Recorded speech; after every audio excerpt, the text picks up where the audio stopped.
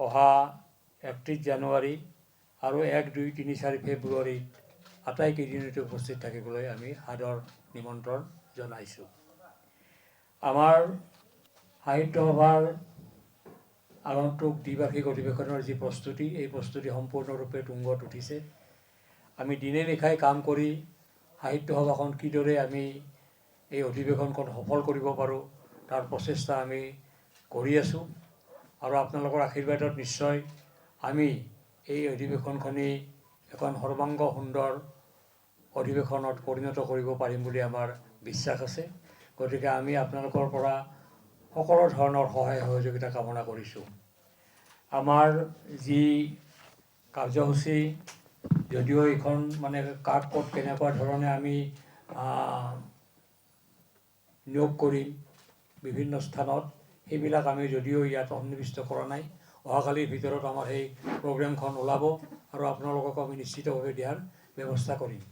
তথাপিও আমি আপোনালোকক জনাবলৈ পাই সুখী হৈছোঁ যে অহা 17 মাঘ শুক্ৰবাৰ 31 জানুৱাৰী তাৰিখে ৰাতিপুৱা 8:30 বজাত নামঘৰৰ দ্বাৰ মুকলি কৰা হ'ব। আমি এখন সত্ৰ সদৃশ নামঘৰ তাত আমি স্থাপন কৰিছোঁ। তাত গুৰুআসন স্থাপন কৰা হ'ব ৰাতিপুৱা 8:30 বজাত।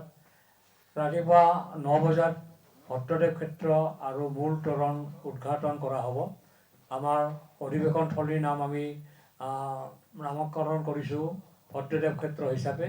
সেইখন আৰু মূল তোৰণখন আমি উদ্ঘাটন কৰিম ৰাতিপুৱা 9 বজাত। 9:30 বজাত ভট্টদেৱ ক্ষেত্ৰৰ বিজ্ঞান মেলা, গ্ৰন্থমেলা, প্ৰদৰ্শনী, বজালিহাট সমন্বিতে বিভিন্ন বিভাগৰ দ্বাৰ উদ্ঘাটন কৰা হ'ব। আপোনালোকক আমি জনাবলৈ পাই সুখী হৈছোঁ যে এইবেলি আমি বাণিজ্য মেলাৰ সলনি বিজ্ঞান মেলা আমি আয়োজন কৰিবলৈ বিচাৰিছোঁ আৰু এই বিজ্ঞান মেলা নিশ্চয়কৈ আটক ধুনীয়া হ'ব আৰু বিভিন্ন বিজ্ঞানৰ সমাহাৰেৰে আপোনালোকক আমি কিছু তাত জ্ঞান দিবৰ কাৰণে সক্ষম হ'ম বুলি আমি ধাৰণা কৰিছোঁ আৰু প্ৰতিগৰাকী ব্যক্তিকে, অসমৰ মাননীয় ব্যক্তিকে আমি এই বিজ্ঞান মেলাত অংশগ্ৰহণ কৰাৰ কাৰণে আমি অনুৰোধ জনাইছোঁ। এইবেলি আমাৰ মাননীয় আদৰণীয় সমিতিৰ সভাপতি ৰঞ্জিত কুমাৰ দাস ডাঙৰীয়াই এই বাণিজ্য মেলাৰ পৰিৱৰ্তে বিজ্ঞান মেলাৰ তেওঁ আয়োজন কৰিছে আৰু আমি আপোনালোকক তাত উপস্থিত হোৱাৰ কাৰণে আহ্বান জনাইছোঁ।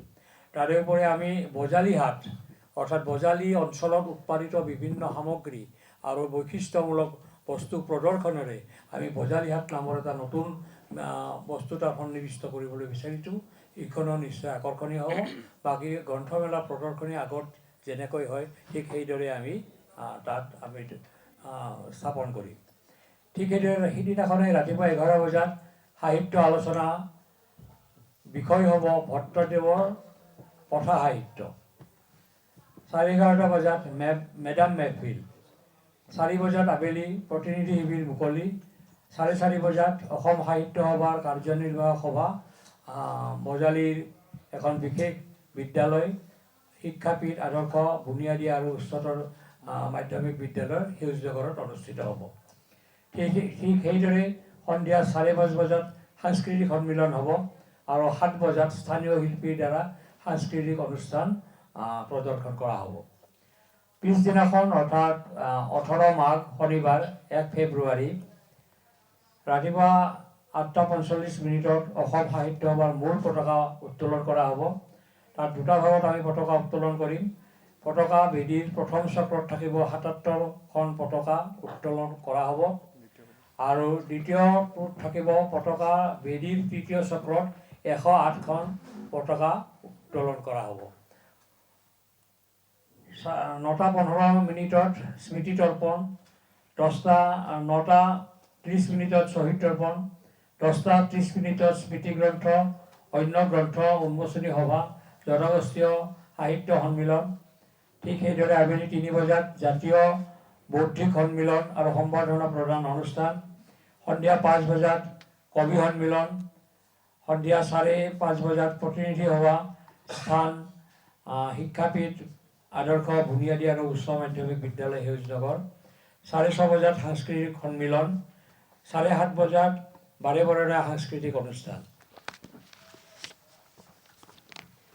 ঠিক সেইদৰে 19 মাঘ দেওবাৰ 2 ফেব্ৰুৱাৰী ৰাতিপুৱা 9:30 বজাত